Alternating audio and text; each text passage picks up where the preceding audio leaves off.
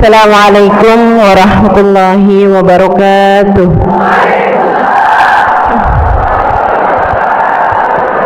Alhamdulillah. Wassalatu wassalamu ala Rasulillah Muhammad ibn Abdillah wa ala alihi wa sahbihi wa man walah. Subhanaka la ilma lana illa ma 'allamtana innaka antal alimul hakim. Rabbi shrah li sadri wa yassir li amri wahlul 'uqdatan min lisani yafqahu qawli. Amma ba'du. Bismillahirrahmanirrahim. Banyak muhasabah. Muhasabah adalah apa yang disampaikan oleh baginda kita Nabi Muhammad alaihi wasallam. Hasibu anfusakum qabla an tuhasabu wazinu qabla an tuzanu. Kata baginda kita Nabi Muhammad alaihi wasallam, hasibu anfusakum qabla an tuhasabu. Hisablah diri kalian, pertanyakanlah diri kalian sendiri, qabla an tuhasabu, sebelum kalian nantinya akan dipertanyakan. Sebelum kalian nantinya akan dimintai pertanggungjawaban atas apa yang kalian lakukan di dunia ini, maka lakukanlah apa yang dapat kamu lakukan dari penghisaban terhadap diri ini saat kita masih berada di atas muka bumi ini. Wazinu qabla an tuzanu, dan hitung-hitungkanlah amal perbuatanmu sebelum nanti pada suatu hari amal perbuatanmu akan dihitung oleh Allah Subhanahu wa taala. Maka pada akhir tahun seperti ini kita memperbanyak muhasabah kepada diri kita. Kita mempertanyakan pada diri kita tentang kehidupan kita ini. Dan bicara tentang kehidupan ini seperti halnya perjalanan ya. Sama halnya dengan perjalanan. Kita ini ketika akan menempuh sebuah perjalanan, maka dipastikan yang nomor satu, untuk bisa sampai, kamu harus memastikan bahwa kamu menuju kepada arah yang tepat. Ya, tujuan kamu itu apa gitu. Itu yang harus terlebih dahulu kamu tanyakan pada dirimu sebelum kamu melangkah terlampau jauh. Kemudian baru sesudahnya kamu harus tahu cara menempuhnya. Nah, kalau kita mau pergian kan seperti itu yang kita lakukan. Kemudian yang ketiganya yaitu kamu menempuhnya dengan cara yang benar. Jadi ketiga hal itulah yang harus kamu pertanyakan di akhir harimu ini tentang.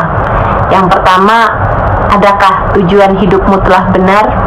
Kemudian yang kedua, adakah kamu selama ini sudah tahu bagaimana cara menempuhnya? Kemudian yang ketiga, adakah di perjalanan yang sudah kamu tempuh, kamu menempuhnya dengan cara yang benar? Teman-teman saudariku sekalian yang saya muliakan, yang pertama yaitu tujuan dan niat. Tujuan kamu untuk melakukan perjalanan kehidupanmu ini di dunia. Apa sih tujuan kamu hidup di dunia? Pernahkah kamu bertanya-tanya kepada dirimu sendiri, apa ya tujuan saya ini hidup di atas muka bumi ini? Saya sendiri sering mempertanyakan hal tersebut di masa muda saya tentu saja. Kalau sekarang hanya tinggal menempuhnya saja, bergelut dengan hawa nafsu yang seringkali membuat saya terhenti di jalan ataupun bahkan agak sedikit belok-belok dari arah yang semestinya. Tapi untuk mempertanyakan tujuan saya hidup di atas muka bumi ini, tentu saja hal itu sudah lewat teman-teman. Karena saya tahu bahwa yang paling benar ketika menceritakan tentang tujuan kita hidup di atas muka bumi ini adalah yang telah menciptakan kita.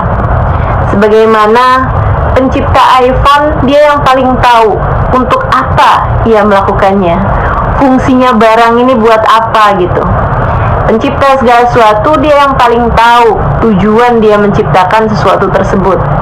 Karenanya, meskipun ada begitu banyak orang yang hidup untuk ini, untuk itu, misalnya seorang penyanyi yang berkata hidup untuk musik, seorang sepak bola misalnya yang berkata hidup untuk bola, ataupun yang lain-lainnya ya, seorang nasionalis berkata hidupku demi untuk bangsa dan negara misalnya. Bersama dengan itu semuanya, saya dengan keimanan saya, kita dengan keimanan kita tentu saja tahu bahwa yang benar dari tujuan kehidupan kita adalah apa yang disampaikan oleh pencipta kita ketika dia berkata, a'udzubillahi minasyaitonirrajim, wa ma khalaqtul jinna wal insa illa liya'budun. Tidaklah aku ciptakan jin dan manusia kecuali untuk beribadah kepadaku, kecuali untuk berkhidmah kepadaku, kecuali untuk melayaniku, kecuali untuk beribadah kepadaku. Teman-teman saudaraku sekalian, inna lillahi ibadan futana tarakud dunya wa khaful fitana nadaru fiha falamma alimu annaha laysat lidarin watana ja'aluha lujjatan wattakhadu sa'iral a'mali fiha sufuna. Katanya seorang penyair, seorang ulama, beliau mengatakan, inna lillahi ibadan futana, sesungguhnya Allah subhanahu wa ta'ala memiliki hamba-hamba yang cerdas, hamba-hamba yang faham, hamba-hamba yang brilian. Inna lillahi ibadan futana, Allah subhanahu wa ta'ala memiliki hamba-hamba jenius. Tarakud dunya, mereka meninggalkan urusan dunianya, wa khaful fitana, dan mereka takut terhadap fitnah-fitnahnya dunia. Nadharu fiha, mereka berpikir mengenai dunia. Falamma alimu annaha laysat lidarin watana, ketika mereka faham bahwa dunia ternyata bukanlah sejatinya tempat tujuan, ja'aluha lujjatan, mereka menjadikan dunia ini sebagai lautan, wattakhadu sa'iral a'mali fiha sufuna, dan mereka menjadikan salihal a'mal, amal-amal saleh, sebagai perahu, sebagai kapal laut untuk menuju, untuk melewati dunia ini sehingga sampai kepada pulau impian, sehingga sampai kepada tujuan yang semestinya. Teman-teman saudariku sekalian yang saya muliakan, maka kita bisa lihat orang yang hidupnya untuk segala sesuatu selain Allah Subhanahu wa ta'ala, pada akhirnya mereka hanya akan meninggalkan sesuatu tersebut. Perhatikanlah bagaimana orang yang hidupnya untuk perusahaan yang dia bangun mati-matian, apakah ketika dia masuk ke dalam alam kubur, surat-surat perusahaannya itu dibawa masuk ke dalam alam kuburnya? Saham perusahaannya misalnya, apakah dibawa masuk?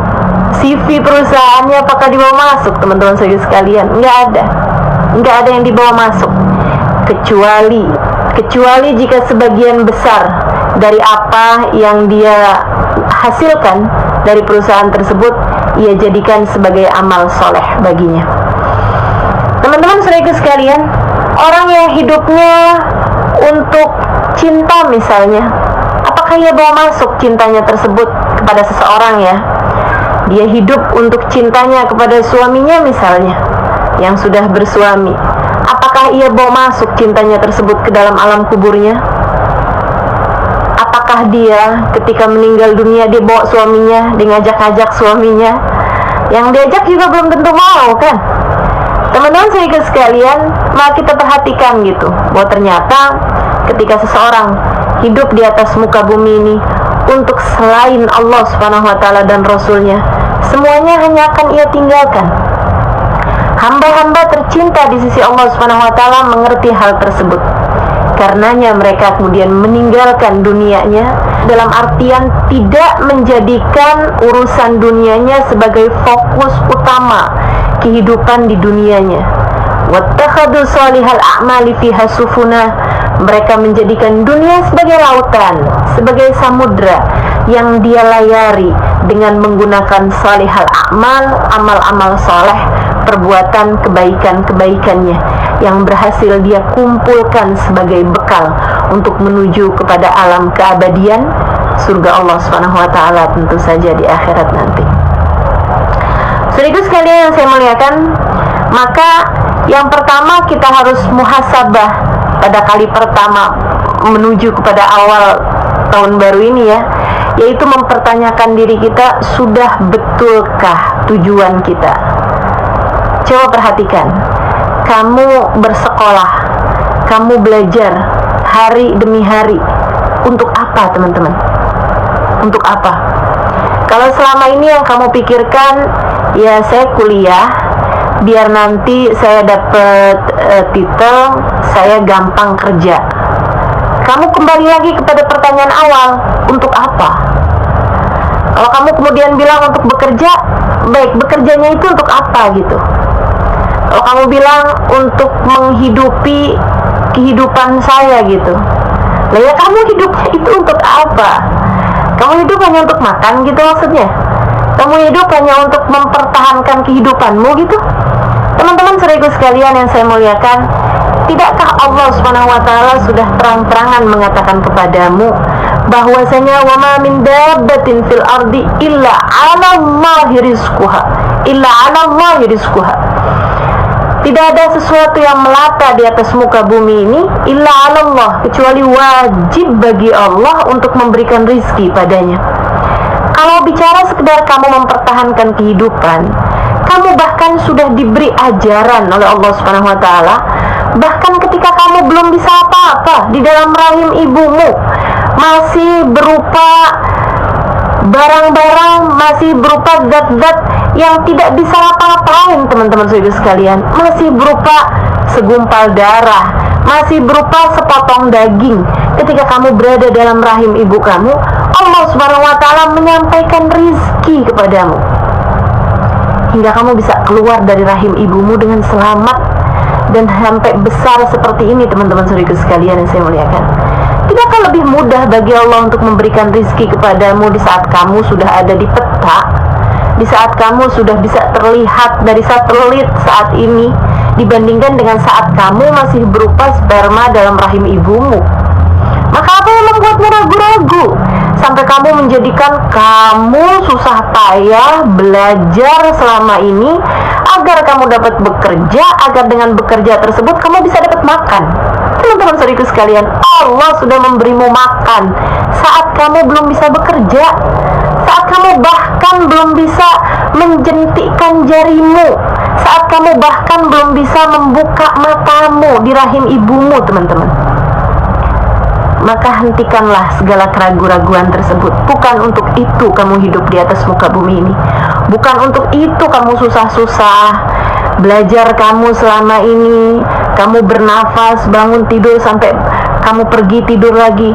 Bukan hanya untuk sekedar kamu bisa bekerja, kamu bisa nikah habis itu, kamu bisa cari makan habis itu. Enggak gitu teman-teman saudaraku sekalian. Enggak gitu ceritanya. Enggak gitu ceritanya. Kamu hidup di atas muka bumi ini untuk tujuan yang jauh lebih tinggi daripada sekedar untuk bisa makan. Allah Subhanahu wa taala yang menciptakan kita telah mengatakan, hidupmu adalah untukku, kata Allah. Wa ma khalaqtul jinna wal insa illa liya'budun. Tidaklah aku ciptakan jin dan manusia kecuali untuk beribadah kepadaku, kecuali untuk mendekat kepadaku, kecuali untuk sujud kepadaku, kecuali untuk taat kepadaku. Maka saudariku sekalian yang saya muliakan, urusan-urusan yang bukan merupakan urusanmu, biarkanlah diurus oleh yang bertanggung jawab. Maka demikian pula dengan kehidupan kita. Allah Subhanahu wa taala mengatakan, urusan rizki adalah urusanku. Allah, kata Allah, wajib bagi Allah. Allah yang memberikan rizki teman-teman saudara sekalian. Andai ada semut di tengah batu, batunya masuk ke dalam lautan yang paling dalam sekalipun, selagi dia harus hidup, Allah pasti akan menyampaikan rizki kepadanya. Maka tidak usah ragu-ragu terhadap urusan rizki. Bukan untuk itu kita diciptakan Allah Subhanahu wa ta'ala. Rizki itu urusan Allah, rizki itu tanggung jawab Allah. Maka biarkan dia melaksanakan tugasnya, kita hanya perlu melaksanakan tugas kita sendiri. Teman-teman saudara sekalian, lantas tugas kita apa? Wa ma khalaqtul jinna wal insa illa liya'budun. Itu adalah tugas kita di atas muka bumi ini.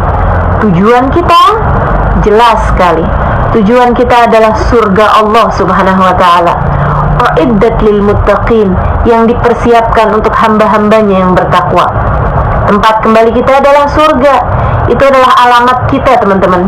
Sebagaimana dulu Nabi Adam diciptakan Allah Subhanahu wa taala juga di dalam surga, yang kemudian Allah Subhanahu wa taala turunkan Nabi Adam ke atas muka bumi untuk menjalankan kehidupan sebaik-baiknya yang Allah Subhanahu wa taala jadikan.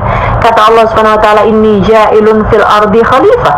Kita diciptakan di atas muka bumi ini sebagai khalifah, sebagai penghuni buminya, sebagai hamba-hamba Allah Subhanahu wa taala, untuk kita menjalankan tugas sebaik mungkin sebelum kita dikembalikan. Semoga saja pada alamat kita yang sebenarnya, yaitu surga Allah Subhanahu wa taala.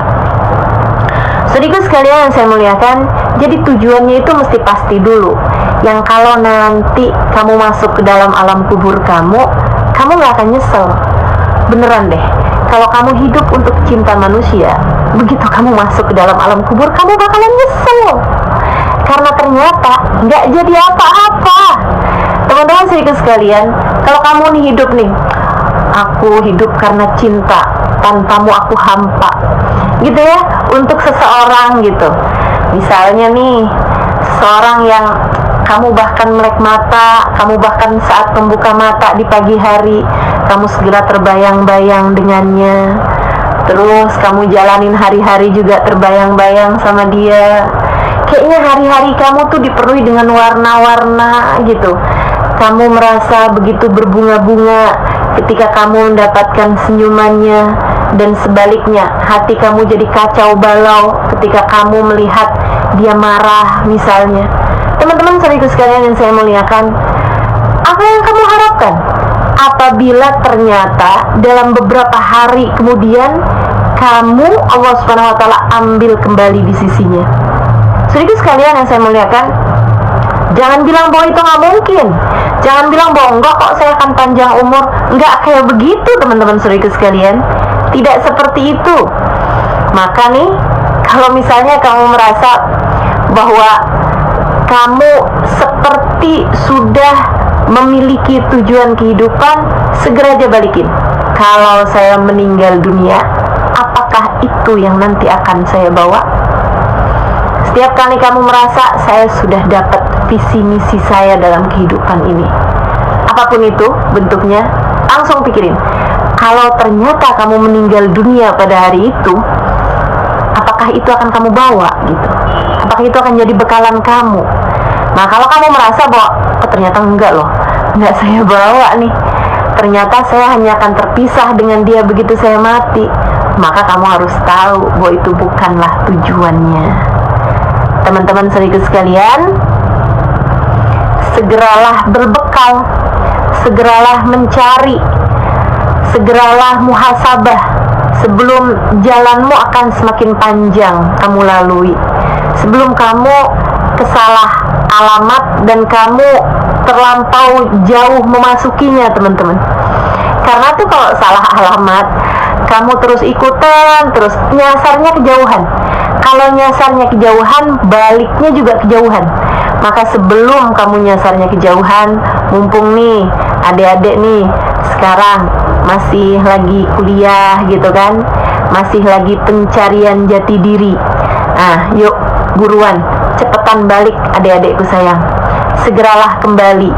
Jalan kamu insya Allah masih cukup panjang di dunia maupun kelak di hari akhirat nanti. Pastikan bahwa kamu sudah menuju kepada arah yang benar.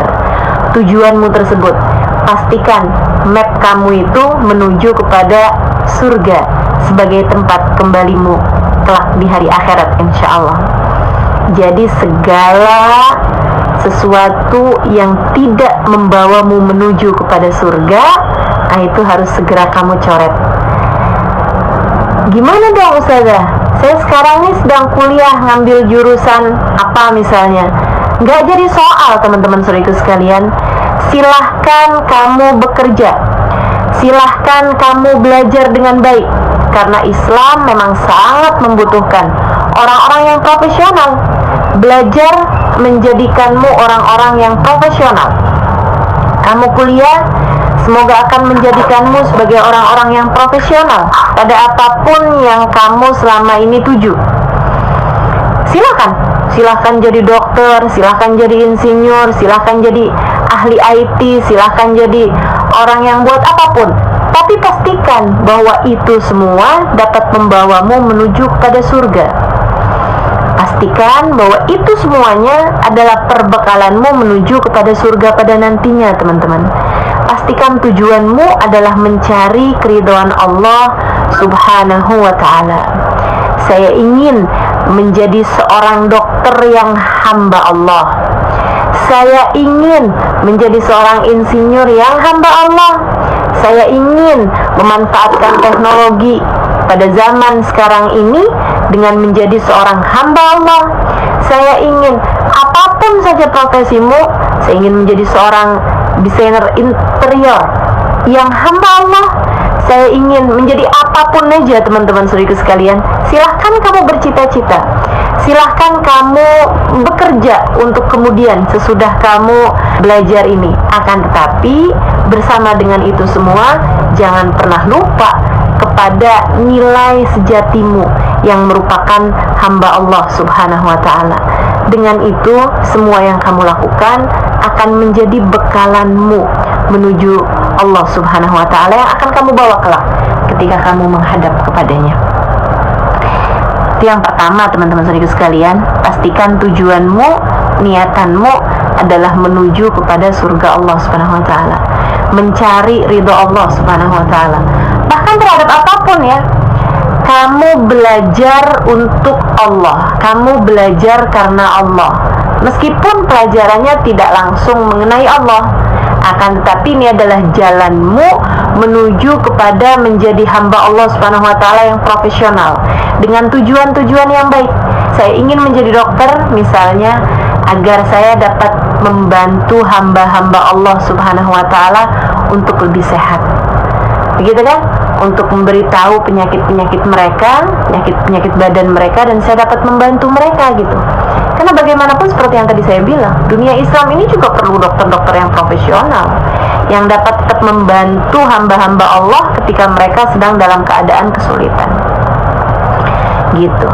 Jadi apapun aja tujuanmu, nah itu pastikan bahwa itu menuju kepada ridha Allah Subhanahu wa ta'ala. Tentu saja tidak bisa dengan jalan maksiat ya. Kamu nggak bisa misalnya gitu pacaran mau nyari ridha Allah. Gimana ceritanya pacaran untuk mencari ridha Allah Subhanahu wa ta'ala, jika pacaran itu sendiri sesuatu hal yang dilarang dalam Islam gitu. Jadi kan nggak memungkinkan itu gitu. Tapi selagi kayak misalnya saya belajar, saya kuliah untuk mencari ridha Allah Subhanahu wa ta'ala, nah itu masih memungkinkan. Saya menikah untuk mencari ridha Allah Subhanahu wa ta'ala, nah itu memungkinkan gitu. Ustazah, saya pacaran mau menikah, nanti menikahnya mau mencari ridha Allah Subhanahu wa ta'ala, ya itu nggak bisa dibenarkan karena kamu tidak mungkin mau melakukan ketaatan lewat jalan kemaksiatan. La ta'ata li makhlukin fi maksiatil khaliq. Tidak ada ketaatan kepada makhluknya Allah jika itu membawa kepada kemaksiatan pada Allah Subhanahu wa ta'ala. Kita nggak mungkin berpacaran mau nyari ridhonya Allah. Nah, pacarannya itu sendiri sesuatu yang dilarang kok sama Allah Subhanahu wa ta'ala. La yakhlu rajul wa imra'ah illa wa syaitan falithuma. Tidaklah berdua-duaan, berkholwat laki-laki dan perempuan kecuali yang ketiganya adalah setan. Bagaimana mungkin kamu berharap keridhaan Allah untuk sesuatu yang bahkan malaikatnya Allah nggak mau hadir di sana? Yang hadir di sana justru adalah musuh-musuh Allah, yaitu syaitanul rajim. Kita berlindung dari kejahatan mereka semua. Baik, teman-teman sekalian, yang pertama adalah tujuan. Kemudian yang keduanya, sebagaimana perjalanan. Sesudah kamu memastikan tujuannya adalah mau mencari ridha Allah Subhanahu wa ta'ala, yang akan terus kamu bawa ketika kamu hidup, ketika kamu sakit, ketika kamu sehat, ketika kamu nanti datang ajal, sakaratul maut menjemput kamu akan bawa keridhaan Allah Subhanahu wa ta'ala tersebut sebagai tujuan dari akhir perjalanan kamu. Maka kamu juga harus memperhatikan cara kamu untuk menempuhnya, ilmunya. Makanya juga selain daripada kamu mempelajari ilmu-ilmu yang selama ini kamu pelajari di bangku-bangku sekolahmu, Teman-teman saudara sekalian, jangan pernah lupa juga untuk mencari ilmu agama yang membawamu kepada keabsahan menjadi hamba Allah Subhanahu wa taala.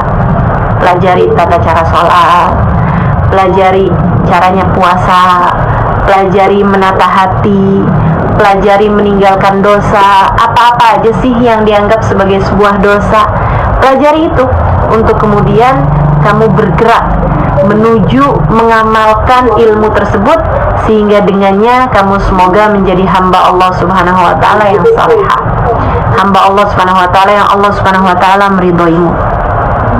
Ilmunya teman-teman, jangan pernah berhenti belajar ilmu agama. Tidak harus kamu mengambil lagi misalnya ilmu yang lain ya, selain daripada jurusan yang selama ini kamu ambil sebagai bagian dari kamu mengambil ilmu agama. Kamu bisa mendapatkan itu secara mudah kok di zaman sekarang ini. Buka YouTube, kamu bisa dengarkan kajian-kajian agama, buka website, buka apa aja. Sekarang begitu mudah untuk mendapatkan ilmu-ilmu agama, terdapat di berbagai macam media-media sosial. Maka teman-teman saudara sekalian yang saya muliakan, dapati ilmu agama, sebab itu adalah pemandumu. Sebagaimana orang mau bepergian kan itu kan perlu pemandu, belok kanan, belok kiri dan lain sebagainya. Nah, kamu juga perlu itu. Jadi selagi kamu adalah hamba yang ingin untuk menjadi hamba Allah Subhanahu wa taala yang salehah, kamu harus dapetin ilmunya, sekaligus juga kamu harus dapetin guru yang memandumu dalam menjalani kehidupan di atas muka bumi ini. Kata Allah Subhanahu wa taala dalam Al-Qur'an, "Wa man yudlilillah falan tajida lahu waliyan mursyida." Siapa yang disesatkan oleh Allah Subhanahu wa taala, maka Allah tidak akan memberikan kepadanya petunjuk jalan. Wali mursyid, tidak akan memberikan kepadanya seorang guru yang dapat menunjukkan jalan baginya.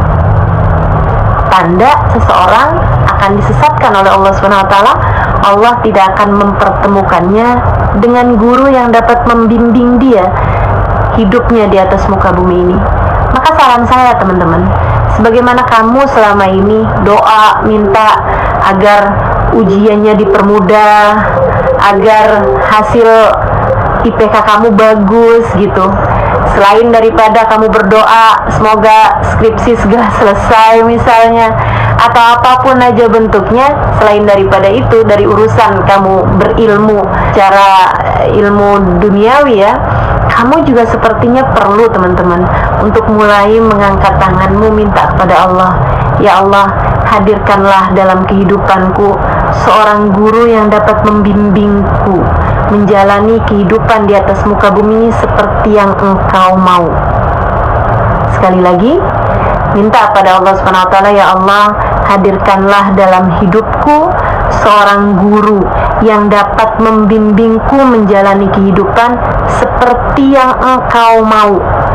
Sebab kita nggak pernah tahu, kadang-kadang tuh sesuatunya kita pikir udah benar gitu, udah pas, ternyata nggak seperti itu yang Allah Subhanahu wa taala mau.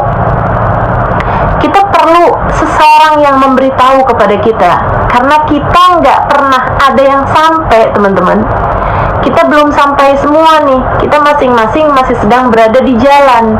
Sehingga kan kalau kita nanya sama teman-teman kita nih, kanan apa kiri, ada yang bilang kanan deh kayaknya, ada yang bilang kiri deh, enggak deh kayaknya mesti lurus deh, ada lagi yang bilang kayaknya kita putar balik deh. Nah itu kan repot bener gitu.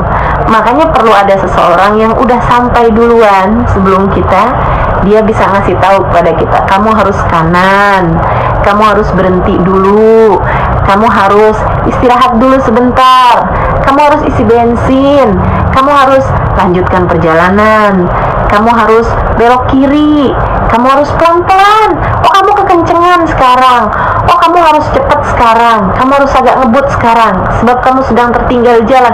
Itu harus ada seseorang, harus ada seseorang dalam kehidupan kita. Dan kalau kamu minta, kamu akan dikasih. Jangan kamu bilang, wah kayaknya udah susah deh mendapati seseorang yang menjadi petunjuk jalan, takutnya malah bawa fitnah lagi. Berapa banyak tuh orang punya guru, akhirnya kemudian malah bawa dia kepada jalan-jalan yang salah. Ya, karena ternyata gurunya itu guru yang dia mau, bukan guru yang Allah mau. Karena karenanya kamu perlu berdoa. Sebagaimana kamu selama ini berdoa urusan-urusan duniawi, kamu juga perlu berdoa, minta kepada Allah Subhanahu wa taala tentang urusan jalan hidupmu. Kamu mau kuliah di mana aja, kamu kan pakai pertimbangan dengan berbagai macam pertimbangan. Tidakkah ini suatu hal yang penting bagi perjalanan akhiratmu, teman-teman? Untuk perjalanan dunia kamu aja kamu segitu khawatirnya, sampai melalui pertimbangan, begitu banyak pertimbangan untuk bisa memilih sebuah universitas tempat kamu bersekolah. Tidakkah ini juga harus menurut kamu untuk meminta kepada Allah dengan sungguh-sungguh? Kalau perlu bangunlah di waktu malam, kamu minta kepada Allah, ya Allah, saya tidak mengerti bagaimana caraku menjadi hambamu seutuhnya. Ya Allah, bimbing kami, ya Allah. Hadirkan dalam kehidupanku ini seseorang yang dapat menunjukiku jalan menujumu, ya Allah, agar aku bisa menjalani kehidupan seperti yang Engkau mau. Nah, gitu kan? Terus ada ilmunya, teman-teman. Mesti ada cari taunya. Ustazah, boleh nggak sih kalau saya belajar langsung aja gitu dari YouTube? Kan banyak tuh, atau dari buku-buku gitu kan banyak. Teman-teman saudara sekalian, saya pernah baca satu ucapan dari seorang saleh, ya, man kana syaikhuhu kitabuh kana khatuhu aktsar min shawabuh. Siapa yang buku kitab adalah merupakan gurunya, maka salahnya akan lebih banyak daripada benernya. Salahnya akan lebih banyak daripada benernya gitu. Kamu nggak akan tahu, kamu akan bingung, teman-teman. Apalagi zaman sekarang ini gitu. Yang satu bilangnya bahwa salah satu bagian dari kita mendekat kepada akhirat adalah berziarah ke makam para wali misalnya. Yang satu lagi mengatakan bahwa itu adalah syirik, itu adalah bid'ah. Nah, kan kamu bingung gitu. Mana sih ini yang benar gitu? Yang satu lagi, mari kita merayakan Maulid Nabi Muhammad alaihissalam dengan penuh bergembira. Yang satu lagi mengatakan bahwa itu adalah perkara yang bid'ah yang harus kita jauhi. Yang satu lagi mengatakan kita kirimkan doa untuk arwah keluarga kita yang sudah meninggal dunia. Yang satu lagi bilang kalau doa selain daripada anak yang soleh hanya akan ditolak oleh Allah Subhanahu wa taala. Doa hanya dari anak yang soleh, anak pun bahkan harus soleh, ya, yang bisa diterima oleh Allah Subhanahu wa taala. Kamu nggak bingung menghadapi fenomena zaman sekarang ini? Karenanya kamu perlu menengadahkan tangan, teman-teman. Karena nih sekarang ini bukan yang rancu itu antara mana yang benar, mana yang salah, atau mana yang benar, mana yang lebih benar. Bukan hanya itu aja sekarang ini. Sekarang bahkan kamu nggak tahu yang benar itu yang mana gitu. Bisa perbedaannya bukan antara A atau B, bukan lagi antara A atau B, akan tetapi antara A dengan Z. Bisa menjadi begitu rancu, teman-teman saudara sekalian. Apakah itu adalah sesuatu yang sunnah ataukah sesuatu yang haram? Jauh banget kan perbedaannya antara sunnah dengan haram, bukan lagi antara sunnah dengan wajib gitu. Makanya perlu seorang guru yang membimbingmu dalam kehidupan ini gitu. Kalau kamu minta, kamu akan dikasih. Kalau kamu minta, kamu bakal dikasih. Kamu merasa kok selama ini saya nggak pernah kepikiran ya untuk meminta, ya, makanya kamu nggak dikasih karena kamu tidak pernah memintanya pada Allah SWT. Allah tuh kalau diminta ngasih kok gitu. Jadi hal yang kedua yang kamu pikirkan nih sekarang di akhir tahun ini nih, kayaknya jadi resolusi awal tahun depan ya. Mulai sekarang masukkan dalam daftar permintaanmu kepada Allah, meminta agar dihadirkan untuk hidupmu seorang guru yang dapat membimbingmu di atas muka bumi ini, sehingga kamu menjalankan kehidupan di atas muka bumi ini sesuai dengan yang Allah mau, bukan dengan sesuai apa yang kamu mau. Kemudian yang terakhirnya, teman-teman, jadi tujuan, caranya adalah dengan ilmu, dan ilmunya itu juga harus dengan guru agar kamu dapat menjalankannya dengan lebih tenang. Kemudian yang terakhirnya, teman-teman sekalian, cara menempuhnya. Cara menempuhnya, kalau kamu mau naik haji tapi naik becak kan gak bakalan sampai. Kalau kamu perginya itu ke kalau kamu mau perginya ke Bandung tapi kamu jalan mobilnya menuju ke Merak misalnya gitu, kan kamu gak akan sampai-sampai. Atau kamu dari Malang gitu misalnya gitu kan, kemudian kamu mau menujunya itu ke Jakarta misalnya, kan harus ke arah barat bukan? Kalau kamu menujunya ke arah timur gitu, atau kamu naiknya bukan kendaraan yang bisa kamu menuju ke sana, ya kamu nggak akan sampai-sampai, teman-teman. Kamu jalan kaki gitu misalnya, ya kapan mau sampainya gitu? Kapan mau sampainya? Maka kamu juga diperlukan cara yang benar untuk menuju kepada tujuan kehidupan kita, yaitu ridha Allah Subhanahu wa taala. Apa tuh caranya? Yang Allah Subhanahu wa taala sebutkan, yaitu tazawwadu fa inna khairaz zadi taqwa. Berbekallah kalian, dan sesungguhnya sebenar-benar bekal, sebaik-baik bekal, seindah-indah bekal adalah takwa. Takwa, teman-teman, jalan menuju ridha Allah Subhanahu wa taala. Apa itu takwa? Kita tahu kok apa itu takwa. Laksanakan perintah Allah dan meninggalkan jauh-jauh semua larangannya. Kamu laksanakan itu dengan sebisa yang kamu bisa, semampu yang kamu mampu. Laksanakan perintah Allah. Nggak ada ceritanya kamu misalnya gitu ya, saya mau mendekat kepada Allah Subhanahu wa taala tapi nggak perlu sholat. Saya mau mendekat kepada Allah Subhanahu wa taala, mencari ridha Allah Subhanahu wa taala, tapi saya tidak mau menutup aurat misalnya gitu. Nah, itu kan suatu hal yang kontradiksi gitu. Kalau kamu mau nyari ridha Allah Subhanahu wa taala, ya kamu laksanakan apa yang menjadi keridhaannya. Dan Allah Subhanahu wa taala meletakkan keridhaannya ada pada ketaatan kepada Allah Subhanahu wa taala. Maka sebisa yang kita mampu, kita laksanakan taat kita kepada Allah Subhanahu wa taala, baik taat yang secara langsung kepada Allah Subhanahu wa taala ataupun yang Allah perintahkan kita untuk melaksanakannya. Misalnya, bakti kepada orang tua. Bakti kepada orang tua, bagian dari taat kita kepada Allah. Misalnya, kalau kamu sudah bersuami, ya kamu baik kepada suamimu. Itu juga bagian dari taatmu kepada Allah Subhanahu wa taala. Teman-teman saudara sekalian, kamu berbuat baik sama teman-teman kamu, kamu dermawan kepada mereka, itu juga bagian dari taat kamu kepada Allah Subhanahu wa taala. Jangan jahat sama siapapun, jangan ngomongin orang, tinggalkan dosa-dosa. Takwa itu melaksanakan perintah dan meninggalkan larangan. Dua-duanya kamu laksanakan dengan yang semampu yang kamu bisa. Allah Subhanahu wa taala pasti akan membalas kebaikan hamba-hambanya. Pasti. May ya'mal mithqala dzarratin khairan yarah wa may ya'mal mithqala dzarratin syarran yarah. Siapa yang berbuat kebaikan sekecil apapun, dia pasti akan mendapatkan balasannya. Dia akan melihatnya dan mendapatkan balasannya. Dan siapa yang melakukan keburukan, sekecil apapun keburukan tersebut, ya dia pun juga akan mendapatkan balasannya kalau tidak diampuni oleh Allah Subhanahu wa taala. Sayyidah Aisyah satu waktu bersedekah dengan hanya beberapa buah kurma ya, yang dianggap kecil gitu oleh orang yang waktu itu ada di sekitarnya. Sayyidah Aisyah kemudian berkata kepada mereka, silakan timbang kurma saya, berapa dzarrah dari kurma saya itu yang akan memenuhi timbangan amal kebaikan saya ketika saya datang di hari akhirat nanti. Tentu yang bersedekah meskipun hanya dengan beberapa rupiah uang berbeda dengan yang tidak melaksanakannya. Maka kebaikan sekecil apapun, bukankah Nabi Muhammad SAW mengatakan sesungguhnya iman itu ada sekian puluh cabang ya, ada 70 sekian cabang gitu. Bid'ah wa sab'ina syu'bah. Sesungguhnya iman itu terdiri dari 70 sekian cabang, kata Nabi Muhammad. A'laha, yang paling tingginya la ilaha illallah wa adnaha, dan yang paling rendahnya imatatul ada anit thariq, dengan menyingkirkan duri atau menyingkirkan sesuatu yang berbahaya di jalanan. Misalnya kulit pisang yang mungkin akan buat orang kepleset di jalanan, kamu singkirkan. Misalnya ada beling di jalanan, kamu singkirkan. Bagian dari keimanan, kata Nabi Muhammad SAW. Maka tempuh itu dengan yang semampu yang kamu bisa lakukan gitu.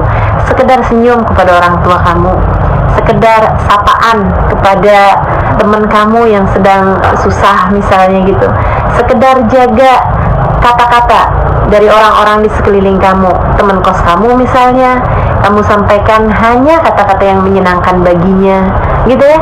Itu semuanya adalah bagian dari kamu menempuh perjalanan menuju ridha Allah Subhanahu wa taala. Maka yuk benahi jalan, mari perbaiki langkah. Di akhir tahun yang seperti ini, kita lihat apa saja yang sudah berhasil kita lakukan di sepanjang tahun ini. Kebaikan apa yang sudah kita lakukan di setahun kemarin ini, dan kita coba lihat-lihat lagi juga keburukan apa saja yang sudah kita lakukan juga selama 1 tahun terakhir ini, untuk kita taubati, untuk kita berjanji pada diri sendiri, semenyenangkan apapun dosa, kamu harus mentaubatinya teman-teman. Semenyenangkan apapun dosa, kamu harus mentaubatinya teman-teman. Kamu harus meninggalkannya. Yang menurutmu berbunga-bunga sekalipun, yang menurutmu begitu berat kamu tinggalkan sekalipun, selagi itu adalah dosa, hatimu harus punya niat untuk berusaha meninggalkannya. Sebab itu adalah sesuatu hal yang jika dibiarkan dalam kehidupanmu, bisa saja Allah Subhanahu wa taala murka kepadamu karena itu. Saudaraku sekalian yang saya muliakan, Allah Subhanahu wa taala, dekatkan dirimu padanya, sebab hidup kamu sekarang, nanti, dan selamanya, kamu tak akan pernah mampu berpisah darinya. Dialah pemilikmu, dialah pengaturmu, dialah penentu segala sesuatu bagimu. Selagi kamu dekat dengannya, besar kemungkinan dia akan menyelamatkanmu. Namun selagi kamu selama di dunia ini tidak peduli padanya, maka Allah pun akan tidak peduli padamu. Dengarkan firman-Nya, kata Allah Subhanahu wa taala, "Fadhkuruni adzkurkum washkuruli wala takfurun." Kata Allah, "Fadhkuruni," ingat aku, "adzkurkum," niscaya aku akan mengingatmu.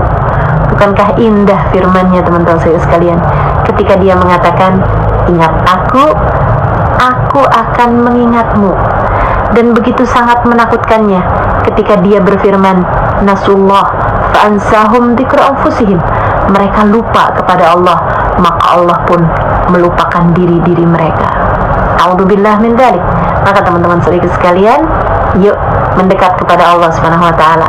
Mari kita bermuhasabah di akhir tahun yang seperti ini dengan melihat-lihat kembali diri kita, mempertanyakan kepada diri kita, ibarat sebuah perjalanan, di manakah posisi kita sekarang sedang berada? Ibarat sebuah perjalanan dalam kehidupan yang kita entah kapan pasti akan kembali kepadanya juga dengan kematian kita, yang tujuan akhirnya, ujungnya adalah sebuah kematian. Sudah ada di jalan manakah kita sekarang berada? Jika kamu merasa sudah berada di jalan yang benar, kamu hanya perlu menempuhnya dengan lebih baik lagi. Dan jika kamu merasa masih berada di jalan yang salah, segeralah putar balik. Semoga cukup banyak waktu untuk membuat kita melangkah ke jalan yang benar insyaallah, sambil terus-terusan kita berdoa, ihdinas siratal mustaqim, ya Allah, tempuhkanlah untuk kami jalan hidup yang lurus, siratal ladzina an'amta alaihim ghairil maghdubi alaihim waladdallin. Tempuhkan untuk kami jalan lurus-Mu ya Allah, yaitu jalan yang telah ditempuh oleh hamba-hamba yang tercinta di sisi-Mu, bukan jalannya orang-orang yang ahli maksiat, bukan pula jalannya orang-orang yang tersesat. Wassallallahu ala sayyidina Muhammadin wa ala alihi wa sahbihi wasallam. Tawam fiha subhanakallahumma wa tahiyatum fiha salam. Akhiru da'wana anilhamdulillahi rabbil alamin. La hadratin nabi al-fatih. Jangan berani mati kalau nggak bawa cinta sama Nabi. Soalnya kalau nggak bawa cinta sama Nabi, bawa apa coba? Bawa apa kira-kira? Saya bawa sholat ustazah. Sholat yang mana? Yang sambil sholat semua pikiran-pikiranmu tetap jalan. Yang sambil sholat hati kadang masih bisa ghibahin orang. Apakah jenis sholat semacam itu yang akan kamu bawa sebagai bekal menuju kematian? Kita mau sholat aja bu, jangan ditinggal juga sholatnya. Akan tetapi layakkah ia sebagai bekal untuk kamu menuju kepada negeri akhirat, selamat dari murka dan berhasil masuk ke dalam surga? Saya rasa sholat kita masih jauh untuk menjadi sholat yang layak membuat kita menerima balasan sebesar itu. Mau bawa apa ke akhirat? Bawa sedekah. Seberapa banyak sedekahmu? Sudahkah ada di antara kita yang mampu bersedekah dengan setengah harta yang dia punya? Adakah di antara kita yang sudah berani bersedekah dengan seperempat harta yang dia punya, atau bahkan sekedar 10% harta yang dia punya. Bukankah lebih mudah bagi kita itu selama ini untuk membawa harta kita ke pasar, duit kita, kemudian kita belanjakan daripada kita sedekahkan? Bukankah yang kita rasakan selama ini, uang 100.000 kalau dibawa pergi ke mall rasanya dikit banget, tapi begitu mau dimasukkan ke dalam kotak sumbangan rasanya jadi kayak gede banget, bukan begitu? Assalamualaikum warahmatullahi wabarakatuh.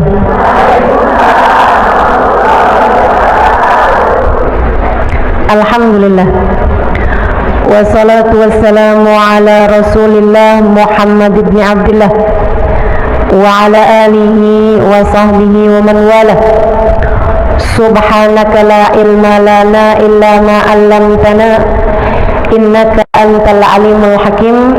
Rabbi shrah li sadri wa yassir li amri wahlul 'uqdatan min lisani yafqahu qawli. Amma ba'd. Baik, sebelum kita mulai, kita akan baca niat belajar bersama-sama. Mudah-mudahan ilmunya nanti sekali lagi jadi ilmu yang manfaat buat kita sekalian. Bismillahirrahmanirrahim. Nawaitu ta'allum wa ta'lim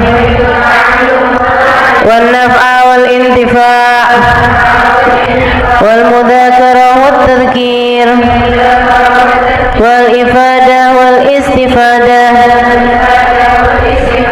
wal hidza ala tamassuk bi kitabillah wa sunnati rasulillah sallallahu alaihi wa alihi wa sallam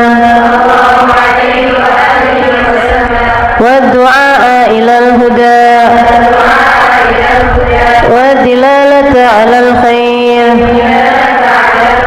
ibtigha'a mardatih wa qurbih wa thawabih wa husnil khatimah ma'al lutfi wal afiyah wa salahil aqibah birahmatika ya arhamar rahimin. La hadratin Nabi Muhammad sallallahu alaihi wasallam wa alihi washabihi azwaji wa dhurriyyati wa ahli baiti muslimin jamil anbiya wal mursalin wal kulli ajma'in. Anna Allah yaghfir lahum wa yarhamhum wa ya'li darajatihim fil jannah wa yanfa'una barakatihim wa asrarihim wa anwarihim wa ulumihim wa nafaatihim fid din wa dunya wal akhirah. Al-Fatihah, baca bersama-sama. A'udzu billahi minasy syaithanir rajim. Bismillahirrahmanirrahim. Alhamdulillahi rabbil alamin. Ar-Rahmanir Rahim. Maliki yaumiddin. Iyyaka na'budu wa iyyaka nasta'in. Ihdinas siratal mustaqim. Siratal ladzina an'amta 'alaihim ghairil maghdubi 'alaihim waladdallin. Amin. Taqabbalallahu minna wa minkum. Taqabbal ya karim.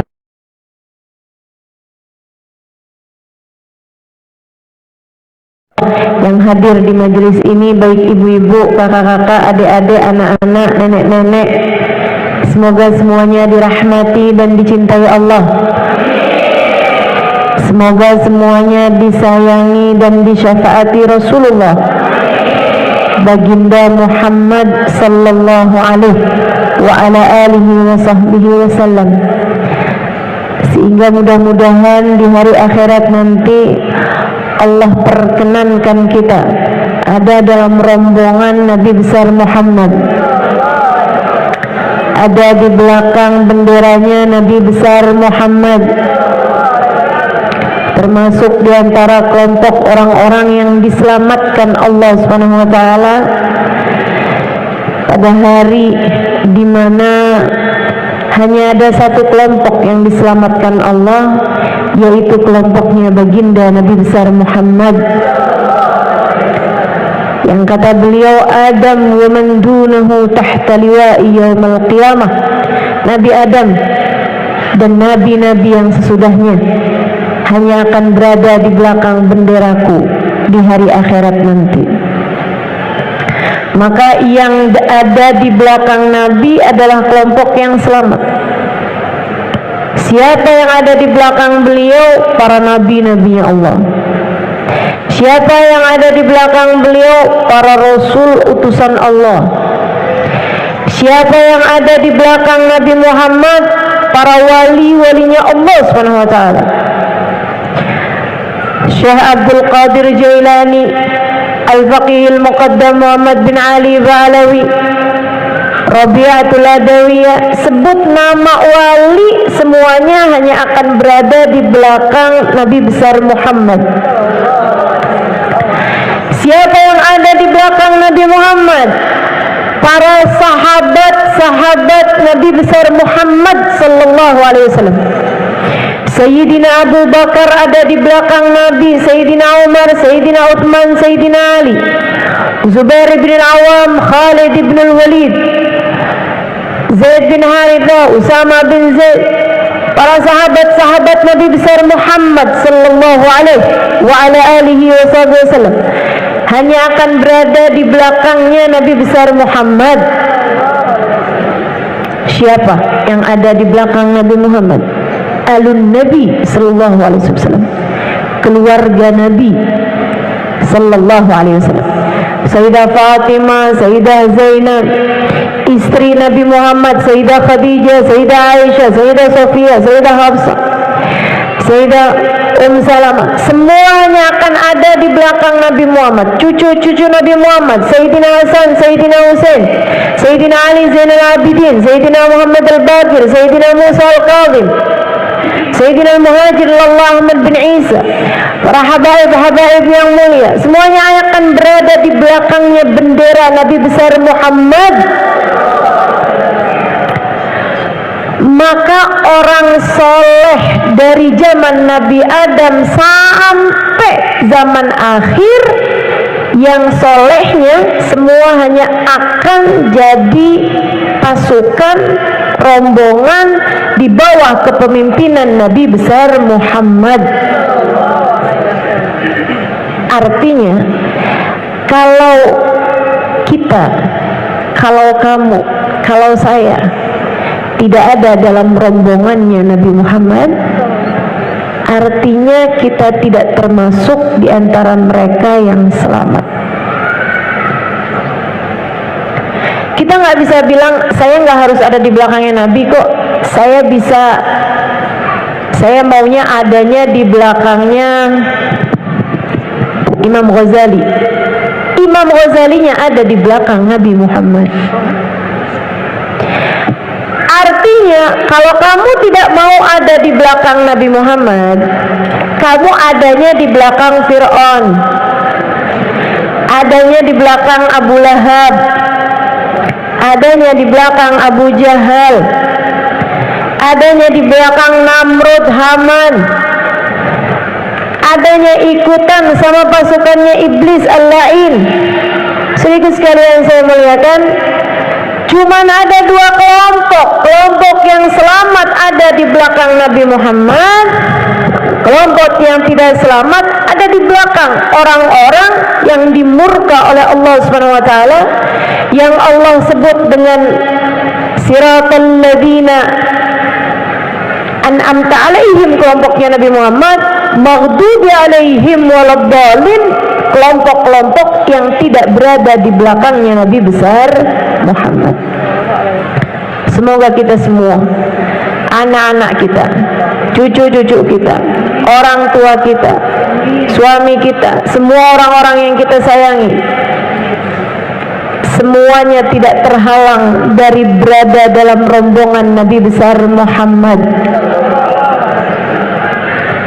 Ustazah, memangnya muat semuanya tuh? Muat semuanya, sampai ke anak-anak cucu kita semuanya muat untuk ada dalam rombongannya Nabi Muhammad. Cuman ada yang di depan, ada yang di tengah, ada yang di belakang gitu. Biar kita di belakang nggak apa-apa deh, yang penting masuk gitu. Sedikit sekalian, kenapa gitu? Sebab Nabi Muhammad adalah manusia yang terindah, manusia paling tercinta di sisi Allah, manusia yang Allah Subhanahu wa ta'ala jadikan sebagai pemimpin seluruh umat manusia dari dunia hingga kelak di hari akhirat.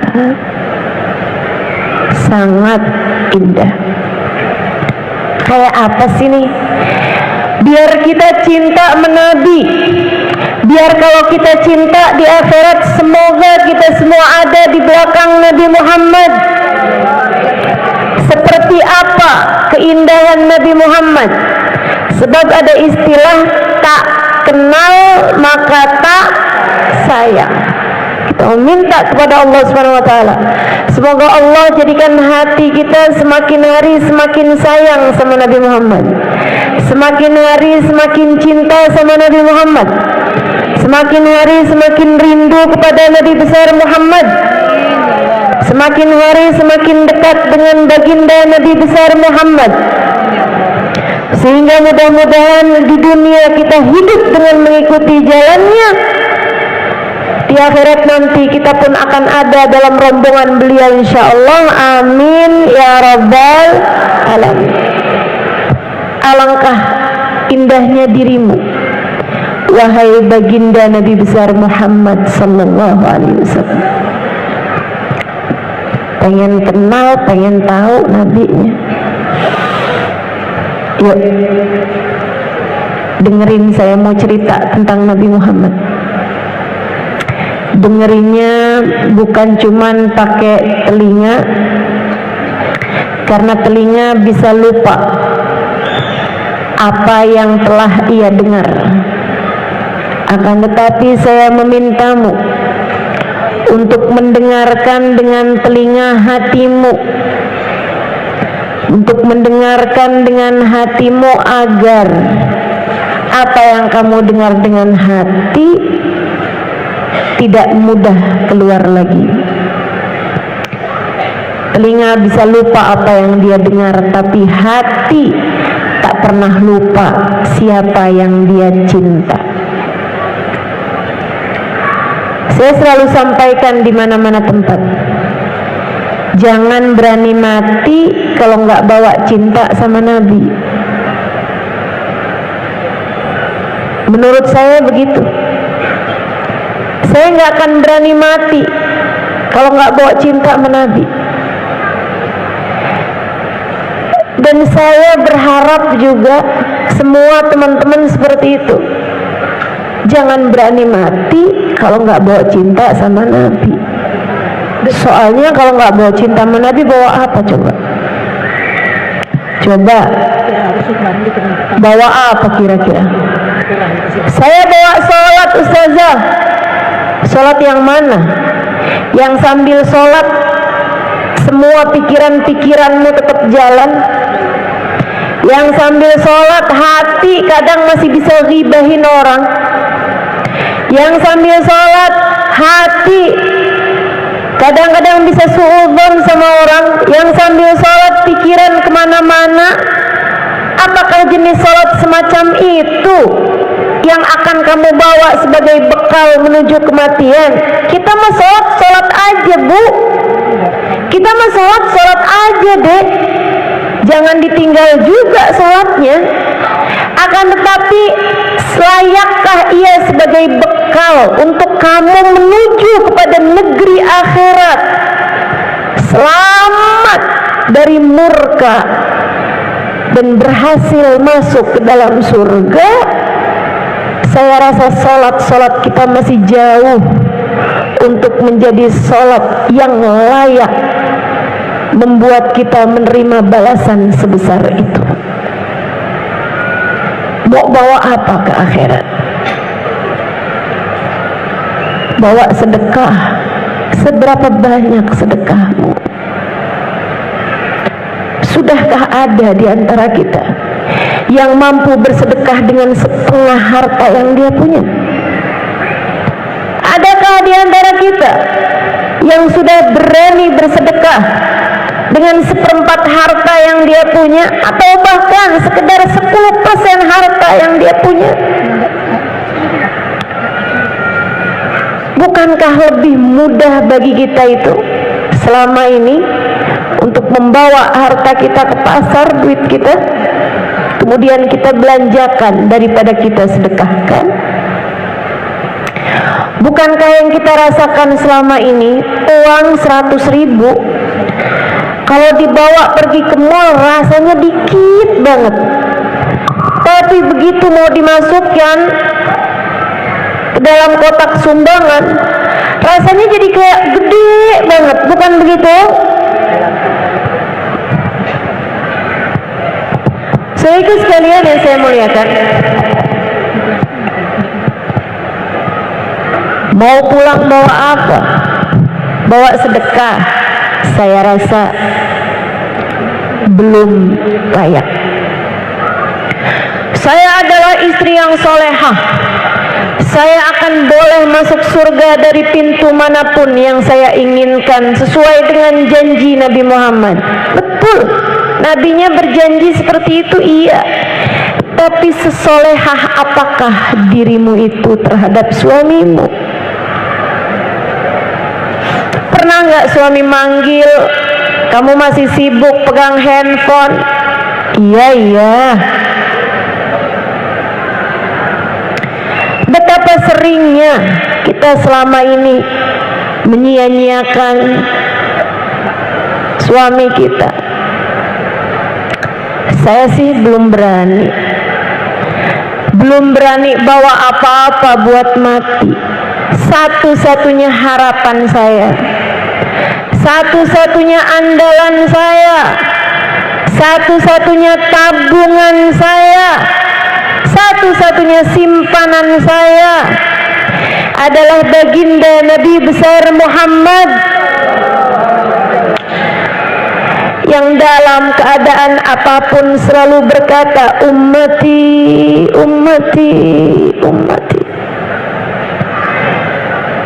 Yang dalam keadaan seganas apapun, sedahsyat apapun, se-ekstrim apapun, Nabi tak pernah lupa kepada kita umatnya. Kita hanya perlu memastikan bahwasanya saat kita mati nanti ada cinta di hati kita kepadanya. Kita bawa masuk ke dalam alam kubur kita. Kita bawa masuk untuk perpisahan kita dengan dunia yang fana ini. Saudaraku sekalian saya muliakan, kita pengen tahu nih nabinya kayak apa, biar gede cinta kita kepadanya, biar semakin besar sayang kita padanya. Saudaraku sekalian, katanya sahibul maulid ad-dibai, kana sallallahu alaihi wasallam ahsanan nasi khalqan wa khuluqa wa ahdahum ilal haqqi sabqa. Nabi Muhammad sallallahu alaihi wasallam adalah manusia yang paling indah, paling cakep. Apanya?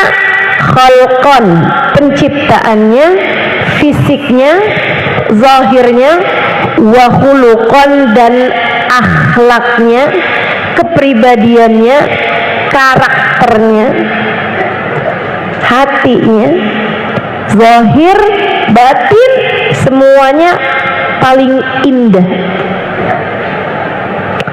paling cakep. Apanya? Mukanya paling cakep, badannya paling cakep,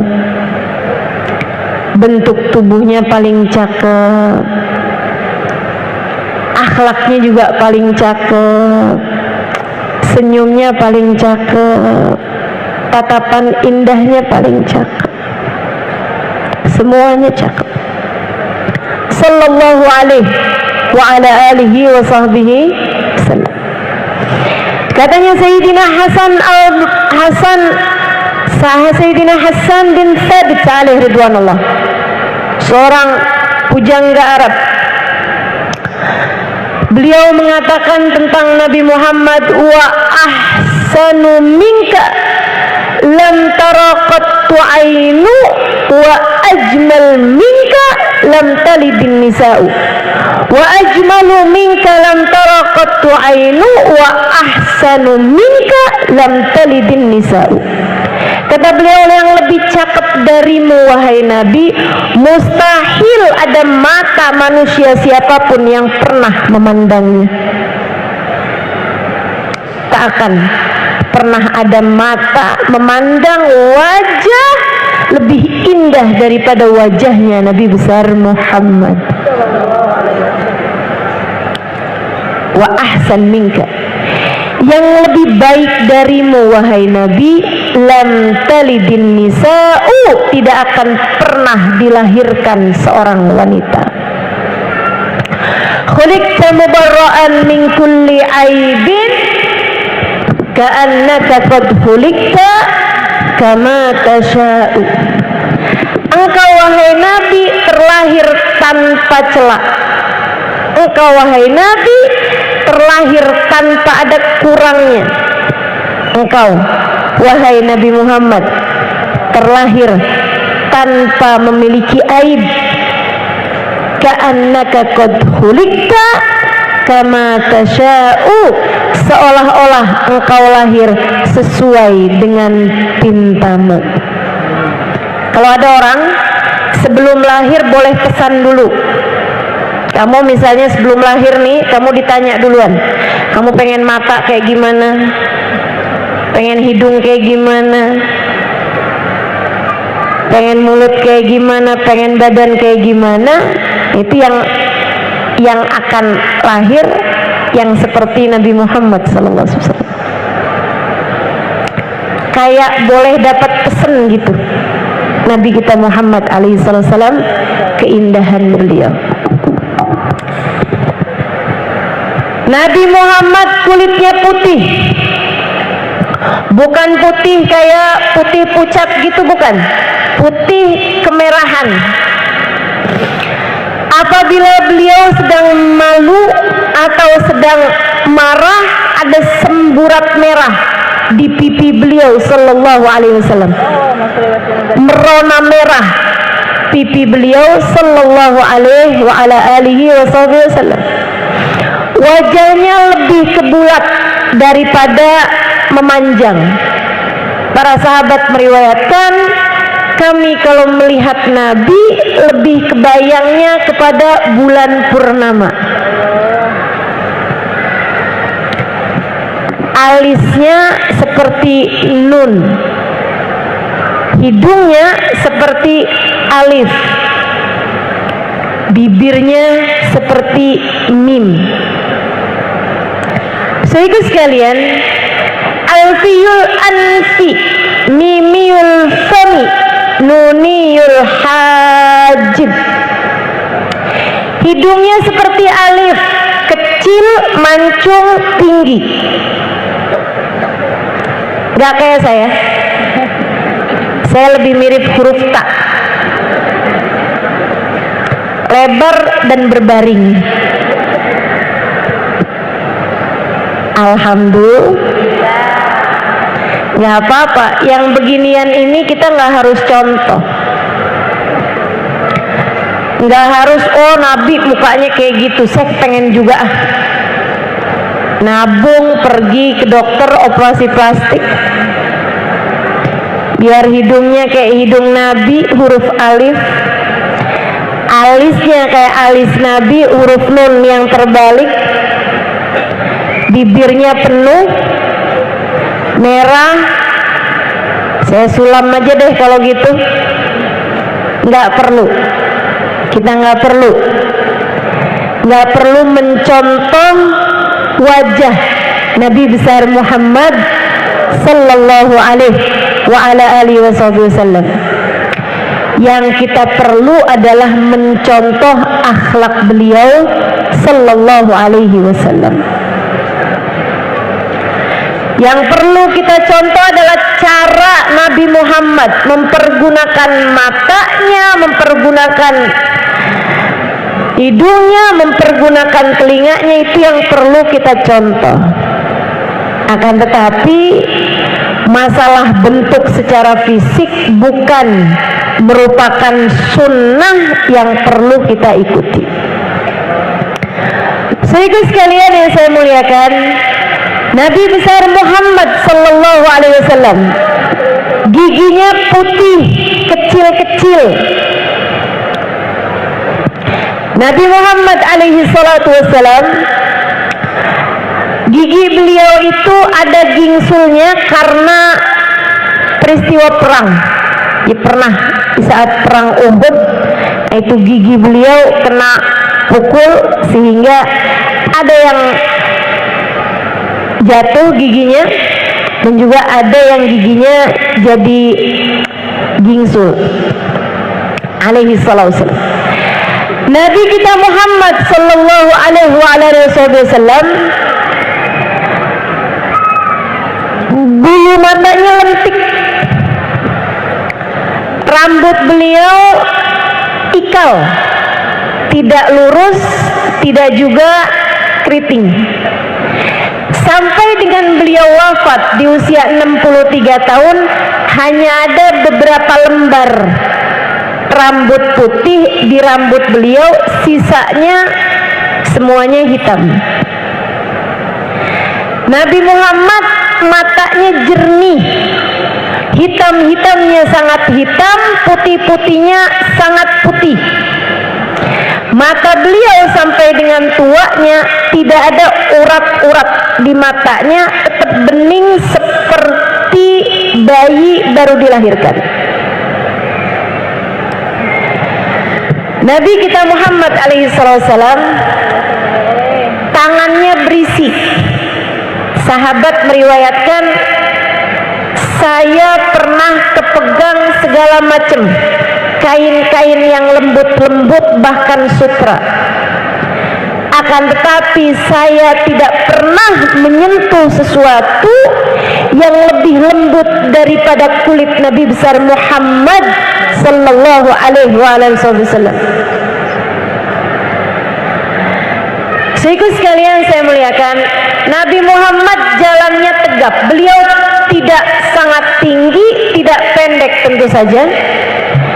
Nabi Muhammad tidak besar, gemuk, tidak juga kurus tentu saja. Nabi Muhammad proporsional. Akan tetapi meskipun beliau bukan yang paling tinggi, dimanapun saja beliau berada bersama dengan para sahabat-sahabatnya, selalu yang terlihat lebih dulu adalah wajah indah Nabi besar Muhammad sallallahu alaihi wasallam. Jadi mau lagi kumpul berapa ribu orang juga, ada di antara mereka yang tinggi-tinggi juga, mata tuh kalau udah ada kumpulan, ada nabinya, pasti yang kelihatan duluan adalah Nabi besar Muhammad. Idza jalasa fi majlisihi baina ashabihi ka'annahu al-qamar bainal anjumiz zuhur. Nabi kalau sedang kumpul bersama dengan para sahabat-sahabatnya seperti purnama di antara bintang gemintang di angkasa di kala malam. Kalau lagi ada purnama, bintang-bintang di sekitarnya kelihatan, tapi kecil-kecil. Cahaya paling terang adalah cahayanya Nabi besar Muhammad. Mudah-mudahan Allah izinkan mata kita meski penuh dosa ini untuk suatu hari nanti dapat memandang wajah indah Nabi besar Muhammad sallallahu alaihi wasallam insyaallah. Amin ya rabbal alamin. Para sahabat meriwayatkan, faqad ra'ayna wa ma ra'ayna ajmal wa abha wa akthar ibtisaman min Rasulillah sallallahu alaihi wasallam. Kami udah lihat banyak orang, udah ketemu banyak orang kami tidak pernah melihat seseorang dengan senyum lebih indah, dengan senyum lebih menawan, dan dengan senyum lebih banyak daripada baginda Nabi besar Muhammad. Ma tahaddatha bihadithin illa wattabassam. Tidaklah Nabi mengucapkan satu ucapan melainkan ucapannya selalu diiringi dengan senyuman.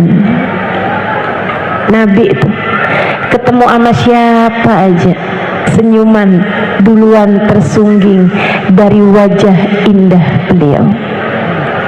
Ini bisa kita contoh, yang ini bisa kita contoh. Bu,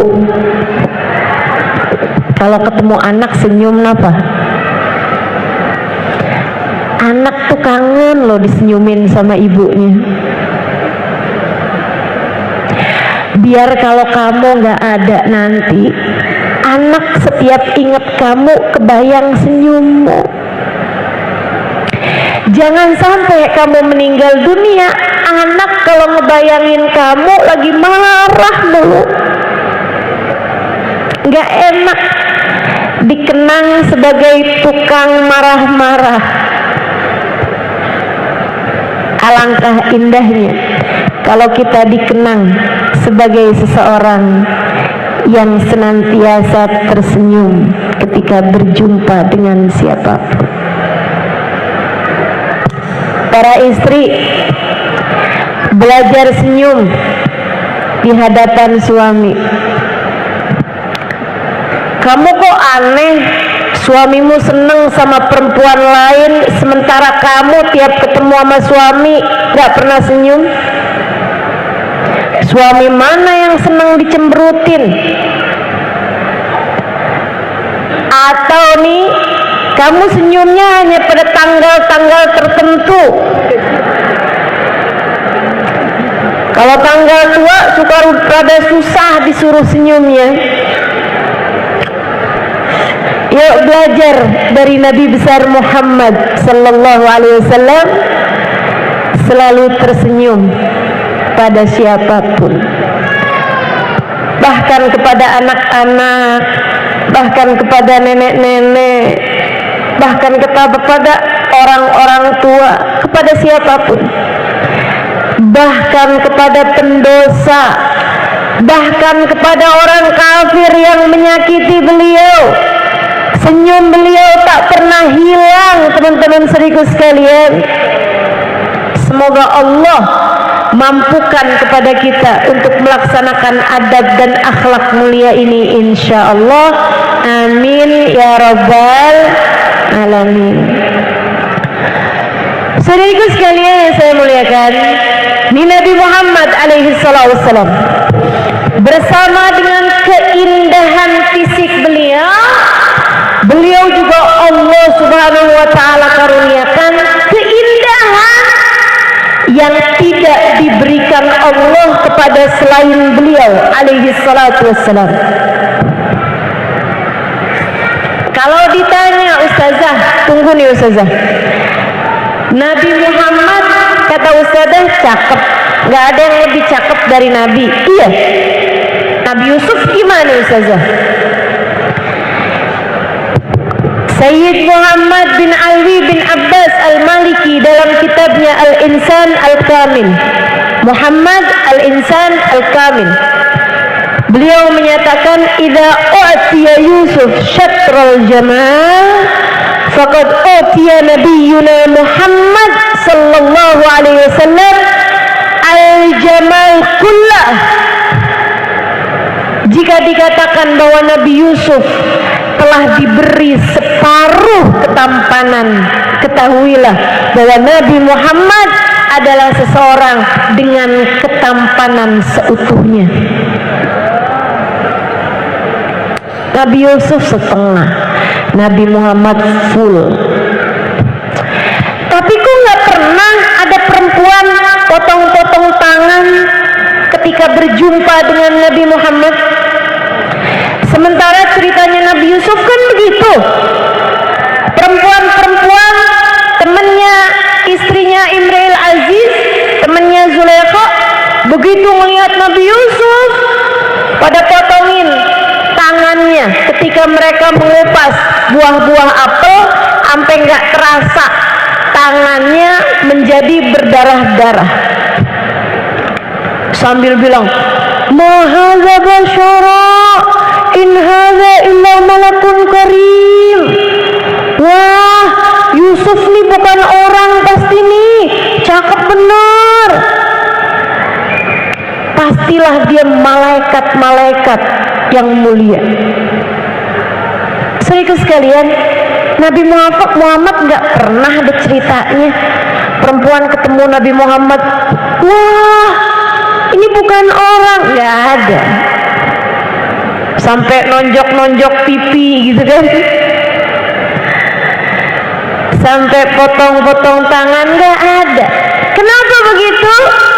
Para ulama menjelaskan, sebab Nabi Yusuf diberi ketampanan lebih besar daripada cahayanya, sementara Nabi Muhammad diberi cahaya lebih besar daripada ketampanan beliau. Cahaya itulah yang membuat perempuan-perempuan lebih memilih mengiris-ngiris hatinya daripada mengiris-ngiris tangannya karena kagum dan cinta. Cahaya itulah yang membuat para sahabat yang melihat Nabi Muhammad lebih memilih untuk menundukkan kepala tatkala mata mereka sudah semakin dekat dengan Nabi besar Muhammad sallallahu alaihi wasallam. Hingga banyak di antara mereka yang bertanya kepada Sayyidah Aisyah, ya Ummul Mukminin, kaifa biki wan Nabi sallallahu alaihi wasallam fi baitikum? Bagaimanakah keadaanmu bersama dengan Nabi saat Nabi Muhammad sedang ada di dalam rumah kalian? Wahai Sayyidah Aisyah, kalian kalau ada di rumah Nabi itu kayak gimana? Sayyidah Aisyah mengatakan, innahu ka'ahadikum yukallimuna wa nukallimuh wa yudahikuna wa nudahikuh wa annahu idza adzana muadzin qama min bainina ka'annahu la ya'rifuna wa la na'rifuh. Para sahabat bertanya, bagaimana dirimu ketika Nabi ada di rumah kalian?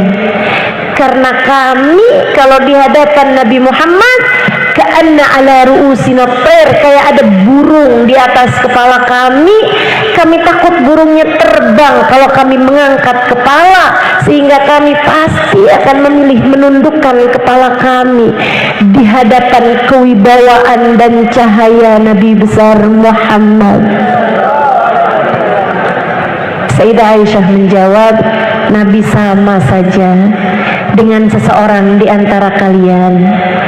Di rumah Nabi mengajak kami bicara, kami pun mengobrol dengan Nabi Muhammad. Kami mengajak beliau bercanda, beliau pun juga seperti itu mengajak kami bercanda.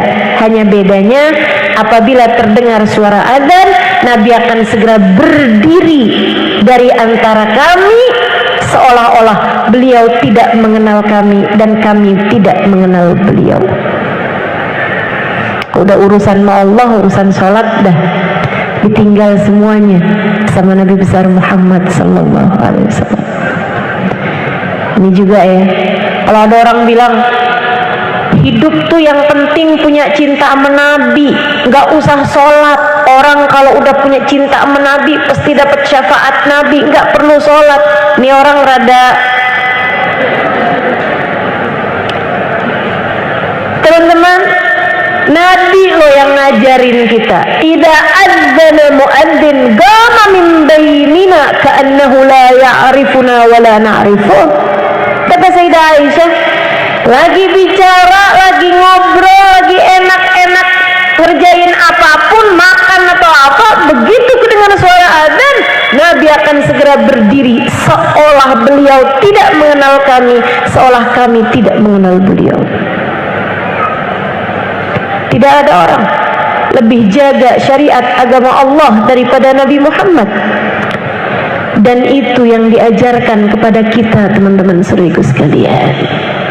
Karenanya kita jalanin syariat agama Allah dengan menupuk cinta pula, sambil menumpuk cinta di hati kita untuk kita bawa pulang ke negeri akhirat nanti. Cinta kepada baginda, manusia terindah yang pernah ada di atas muka bumi ini, sallallahu alaihi wa ala alihi wasallam.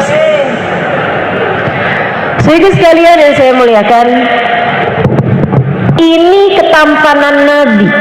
Dan sekali lagi, selain daripada dikaruniai Allah ketampanan semenawan itu, Nabi Muhammad dikaruniai kelebihan-kelebihan yang Allah tidak berikan kepada selain Nabi Muhammad. Apa contohnya?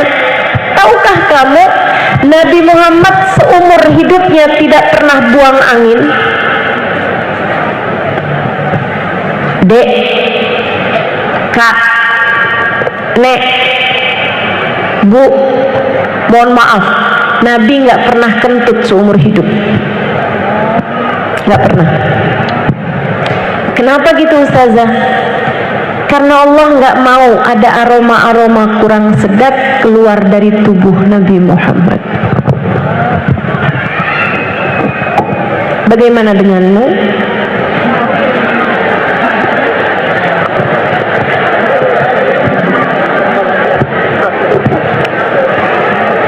Jangan sok-sokan menganggap diri cakep. Begitu kentut yang di samping-samping pergi semua. Udahlah, kita mah terima aja, Bu. Segini-gininya ini yang Allah kasih buat kita. Kalau mau keren tuh Nabi Muhammad alaihi salam. Masya Allah. Kok ya Allah tuh ya bikin Nabi sesempurna itu gitu. Mata abaqat tutaha mutlaqan abada. Bukan hanya nggak pernah buang angin, Nabi Muhammad juga nggak pernah sendawa. Nabi nggak pernah bersendawa. Habis makan? Itu kan kalau bersendawa tuh kalau habis makan pete aromanya. Kalau habis makan ikan asin baunya luar biasa. Nabi Muhammad tidak pernah bersendawa. Teman-teman saya sekalian, Nabi Muhammad bersin iya. Makanya orang tuh kalau lagi bersin disunnahkan untuk mengucapkan Alhamdulillah. Nabi juga tidak pernah menguap, mata saat nggak pernah nguap. Seumur hidup nggak pernah nguap. Karenanya nguap itu adalah sesuatu hal yang kurang baik. Kamu kalau terpaksa nguap, tutupin mulutnya. Kalau bisa tahanin nguapnya, mulutnya jangan terbuka. Biasanya kalau kita tahanin, hidungnya yang jadi mengembang. Cobain.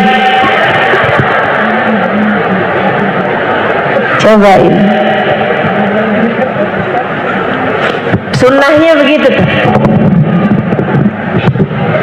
Kalau nggak bisa ditahanin, mulutnya harus terbuka juga, tutup dengan punggung telapak tangan kiri.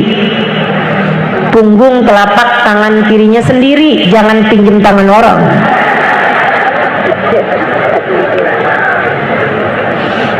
Nabi Muhammad sallallahu alaihi wasallam tidak pernah dihinggapi lalat. Tidak pernah.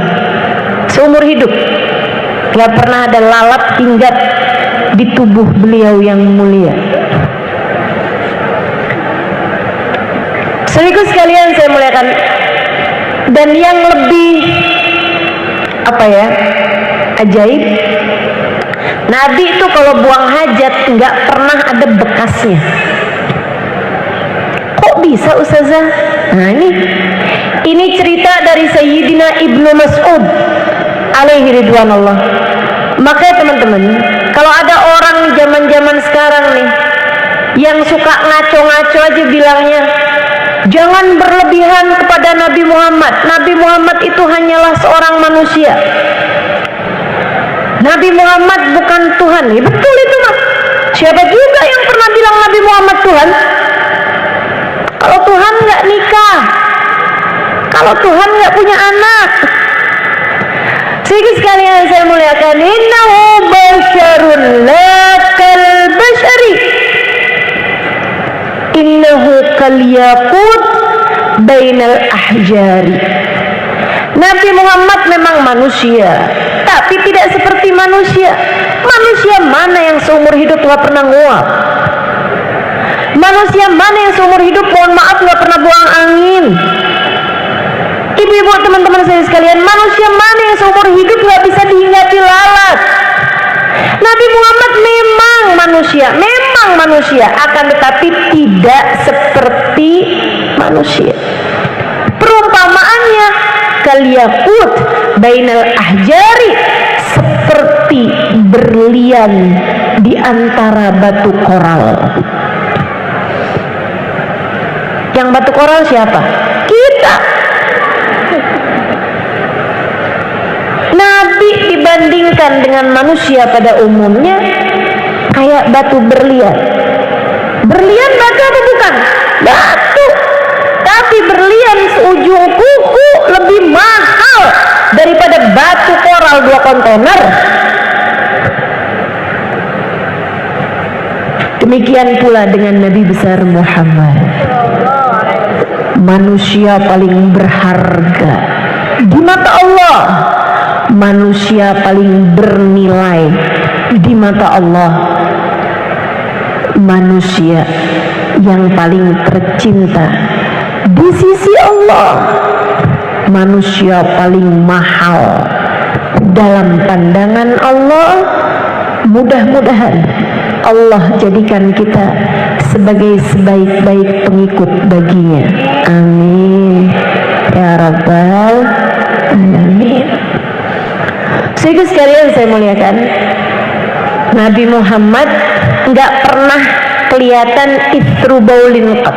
Jadi bekas pipis, bekas BAB beliau nggak pernah kelihatan.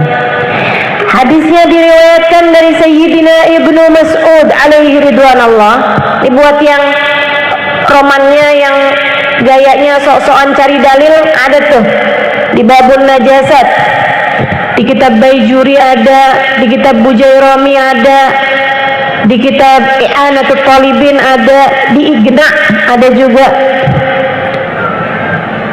Terus yang suka nyari dalil bilang kayak gini, itu kitab apaan sih yang disebutin Mausazah? Dah, kalau kamu belum ngerti jangan sok-sokan nyari dalil. Saudara sekalian yang saya muliakan, di dalam kitab-kitab tersebut diriwayatkan di bab tentang najasat, faslun ittafaqa jami'il ulama bi anna fudalatun nabi sallallahu alaihi wasallam tahirah. Seluruh ulama sepakat bahwasanya semua yang keluar dari tubuh Nabi Muhammad hukumnya suci. Sayyidina Ibnu Mas'ud meriwayatkan, Nabi itu kalau habis pipis, tanah seolah rebutan sama kotoran Nabi Muhammad. Kalau Nabi habis buang air, buang hajat, itu juga gitu, langsung hilang. Yang suka nemenin Nabi untuk hajat-hajat yang seperti ini adalah Sayyidina Ibnu Mas'ud. Suka bawain air, bawain sendal gitu.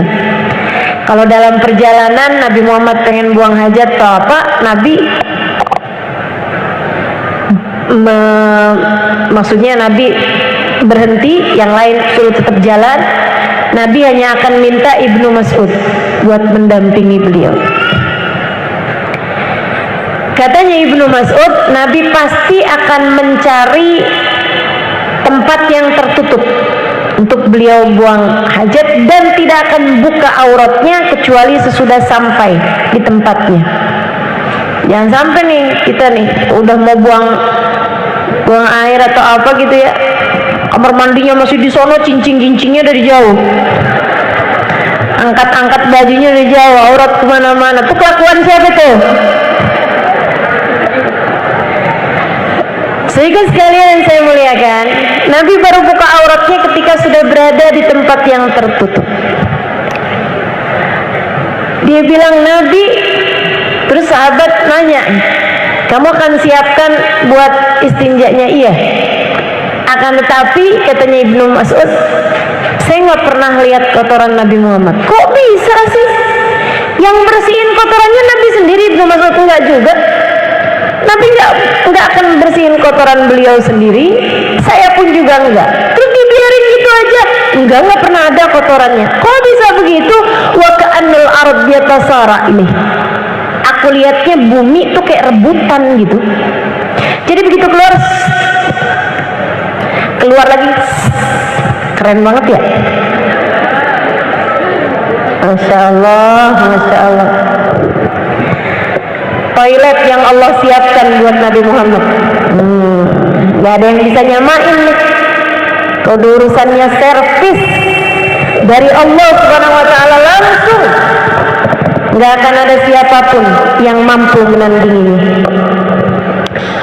Saudariku sekalian yang saya muliakan,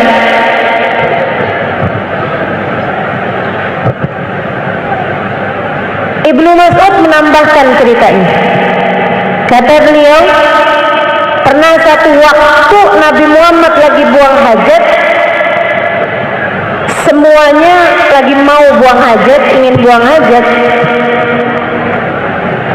nggak ada penutup, nggak ada ruangan yang tertutup, nggak ada apa-apa yang bisa pakai buat nutupin badan beliau. Hanya dari kejauhan kelihatan beberapa pohon kurma. Nabi kemudian memanggil pohon tersebut untuk nutupin Nabi Muhammad.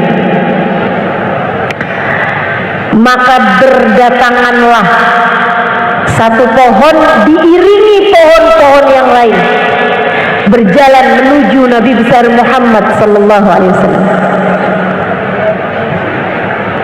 Mereka kemudian sujud kepada Nabi. Nabi merintahkan mereka untuk menutupi badan beliau yang mulia karena beliau akan buang hajat. Mereka pun melaksanakannya. Sesudah itu Nabi meminta mereka untuk kembali lagi ke tempat mereka berasal. Ustazah, kok kayak dongeng? Maksud kamu? Kamu gak percaya sama hal-hal yang seperti ini? Hadisnya sahih, teman-teman saya sekalian. Kalau kamu menganggap agama ini nggak masuk di akal saya, bukan agama yang nggak masuk di akal kamu, akan tetapi akal kamu yang terlalu kerdil untuk bisa menerima mukjizat Allah Subhanahu wa Ta'ala yang diberikannya kepada Nabi Muhammad. Menurutmu, bagi Allah sulitan menggerakkan langit, bumi dan isinya yang sudah Allah lakukan selama ini, ataukah sulitan sekedar menggerakkan pohon untuk datang kepada Nabi Muhammad kemudian mengembalikannya?